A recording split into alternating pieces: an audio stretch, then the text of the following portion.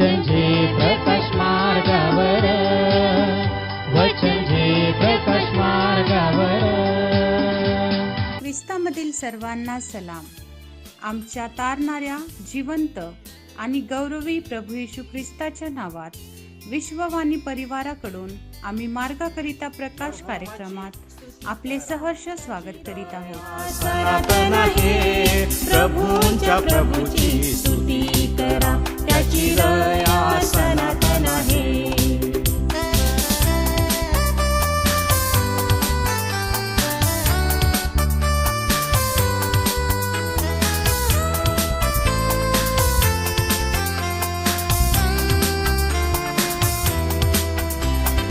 आजवर चालविले स्तुती करा, त्याची दया सनातन आहे. आजवर चालविले स्तुती करा, त्याची दया सनातन आहे. पुढेही चालविणार स्तुती करा, त्याची दया सनातन आहे. त्याची दया सनातन आहे. यहोवाची स्तुती करा, त्याची दया सनातन आहे. प्रभूंच्या प्रभूची स्तुती करा, त्याची दया सनातन आहे.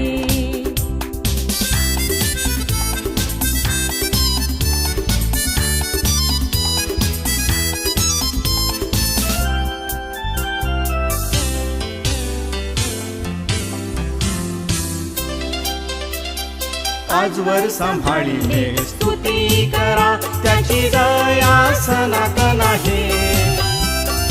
आजवर सांभाळिले स्तुती करा, त्याची दया सनातन आहे. पुढेही सांभाळणार स्तुती करा, त्याची दया सनातन आहे. त्याची दया सनातन आहे. यहोवाची स्तुती करा, त्याची दया सनातन आहे. प्रभूंच्या प्रभूची स्तुती करा, त्याची दया सनातन आहे.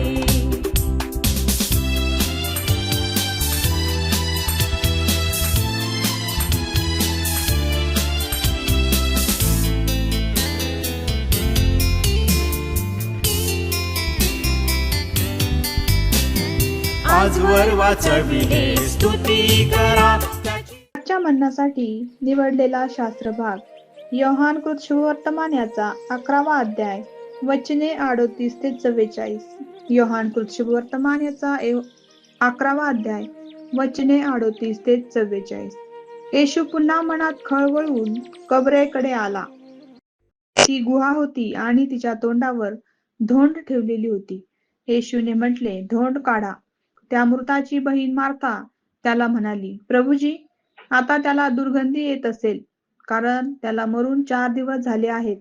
येशूने तिला म्हटले, तू विश्वास ठेवशील तर देवाचे गौरव पाहशील, असे मी तुला सांगितले नव्हते काय?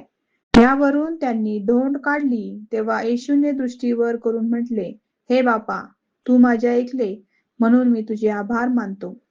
मला माहित आहे की तू सर्वदा माझे ऐकतोस, तरी जो लोकसमुदाय सभोवती उभा आहे त्यांच्याकरिता मी बोललो, यासाठी की तू मला पाठविले आहे असा त्यांनी विश्वास धरावा.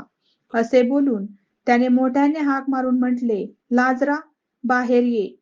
तेव्हा तो मेलेला होता तो बाहेर आला. त्याचे हातपाय पेत वस्त्रांनी बांधलेले व तोंड रुमालाने वेष्टिलेले होते. येशूने त्यांना म्हटले, याला मोकळे करून जाऊ द्या.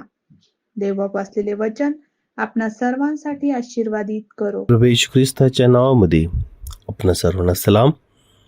आज आम्ही ऐकत आहोत योहान शुभवर्तमान अध्याय 11 38 ते 44 ही वचने. पहा, येशू ख्रिस्त किती अद्भुत, किती महान परमेश्वर आहे. त्याने मनुष्यासाठी उत्कृष्ट चांगल्या योजना केलेल्या आहेत, परंतु तो उपस्थित आहे याचं कधी आम्हाला भान राहत नाही, विश्वास राहत नाही. किंवा प्रवेश ख्रिस्त लोकांना म्हणत आहे की धोंड काढा. लोकांनी धोंड काढली. येशू ख्रिस्त मोठ्याने आवाज देत आहे, लाजरा बाहेर ये, आणि लाजर प्रेत वस्त्रांनी गुंडाळलेला तसाच तो बाहेर येत आहे. फक्त धोंड लोकांनी काढली, कारण येशूने त्यांना सांगितलं आणि ते त्यांनी केलं. आणि पहा, आश्चर्यजनक कार्य प्रवेश ख्रिस्ताने केलं. 4 दिवसाचा मेलेला लाजर हा येशू ख्रिस्ताने शब्दाच्या द्वारे जिवंत केला. आमच्या येशूला सर्व काही शक्य आहे. प्रभू परमेश्वराने आम्हासाठी त्याची उपस्थिती पाठवलेली आहे. आणि खरोखर येशूवर विश्वास ठेवणाऱ्यांना काही अशक्य नाही, सर्व काही शक्य आहे. तर ह्या ठिकाणी 4 दिवसाचा मेलेला लाजर जिवंत झालेला आहे. येशूने तो केलेला आहे, यासाठी की लोकांनाही कळावं की येशूला प्रभू परमेश्वर देवाने यहोवाने पाठवलेला आहे. त्याच्या कार्यावरून तरी विश्वास ठेवावा. आणि या ठिकाणी येशू ख्रिस्त म्हणत आहे की याला मोकळे करून जाऊ द्या. लोकांना सांगत आहे, आता याला तुम्ही मोकळे करा. येशू ख्रिस्त जर शब्दाने लाजराला जिवंत करू शकतो, तर तो ते प्रेत वस्त्र देखील शब्दाने काढू शकत नव्हता काय? ती धोंड लोटू शकत नव्हता का? परंतु प्रियांनो, जसं आम्ही पवित्र शास्त्र पाहत आहोत, ते यामध्ये जे मनुष्याने करायला पाहिजे ते आमचा येशू ख्रिस्त मनुष्याकडून करून घेतो. आणि जर मनुष्य ते ऐकेल तर आश्चर्यजनक कार्य पाहिल. आणि ह्या ठिकाणी पण मार्थेला येशू ख्रिस्त म्हणाला, तू विश्वास ठेवशील तर देवाचं गौरव पाहशील. आम्हाला एवढंच करायचं आहे, विश्वासाच्या द्वारे कृती करायची आहे. प्रभू येशू ख्रिस्तांनी जे आम्हाला सांगितलं तेच आम्ही करायचं आहे. आश्चर्यजनक कार्य येशू ख्रिस्त आमच्या जीवनात घडवून आणणार. आणि खरोखर विश्वासाच्या द्वारे आम्ही कृती करतो. आमच्या जीवनामध्ये अलौकिक कार्य परमेश्वर आमच्या जीवनामध्ये घडवतो. या वचनाद्वारे आम्हाला देव आशीर्वाद देव. आपण सर्वजण प्रार्थना करू. स्वर्गीय राज्य पित्या, तुझे उपकार आभार मानतो. अगम्य उत्कृष्ट कार्य करणारा प्रभू तूच आहे. आमचे शब्दही कमी पडतात देवा. किती महान तू प्रभू आहे. तू जवळ असूनही मनुष्य निराशा, नकारात्मक आणि सर्व प्रकारे आशाहीन गोष्टी बोलतो. परंतु येशू तू किती नम्र आहे प्रभू, किती नम्र आहे की तो आम्हाला म्हणत आहे, मार्थेला म्हणत आहे, विश्वास ठेव, विश्वास ठेव, तू देवाचं गौरव पाशील. खरोखर देवा, आम्ही तुझ्यावरतीच विश्वास ठेवून स्थिर राहावं म्हणून सहाय्य कर. आम्हाला माहिती नाही तू काय कसं करणार, परंतु देवा एवढंच आम्ही विश्वास ठेवायला पाहिजे की तू करणार. आणि जे करणार ते उत्कृष्ट, आनंददायी, आशीर्वादित राहणार आहे. देवाप्पा, जे आम्ही ऐकणारे आहोत, आम्हा सर्वांच्या मनाचा ताबा घे. आम्ही आमच्या स्वतःच्या बुद्धीने, विचाराने न जगता देवाप्पा तुझ्यावरती विश्वास ठेवून तुझ्या वचनाचं आचरण करण्यासाठी सहाय्य कर.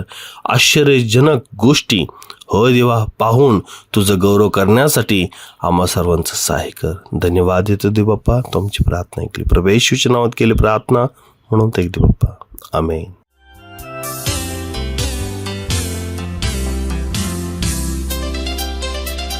सामर्थ्यवान तो स्तुती करा, त्याची दया सनातन आहे. सामर्थ्यवान तो स्तुती करा, त्याची दया सनातन आहे. सर्वज्ञ आहे तो स्तुती करा, त्याची दया सनातन आहे. त्याची दया सनातन आहे. यहोवाची स्तुती करा, त्याची दया सनातन आहे. प्रभूंच्या प्रभूची स्तुती करा, त्याची दया सनातन आहे. त्याची दया सनातन आहे. त्याप्रमाणे तुमचा प्रकाश लोकांसमोर असा पडू द्या की त्यांनी तुमची सत्कर्मे पाहून तुमच्या स्वर्गातील पित्याचे गौरव करावे. आपल्या प्रार्थना विनंत्या कोणत्याही वेळेस विश्ववाणी प्रार्थना केंद्राला टोल फ्री नंबरद्वारे कळवू शकता. आमचा टोल फ्री नंबर 1-800-2700-333. पुन्हा ऐका, 1-800-2700-333. 333. आम्ही आपणासाठी या नंबरवर प्रार्थना करण्यास उपलब्ध आहोत. धन्यवाद.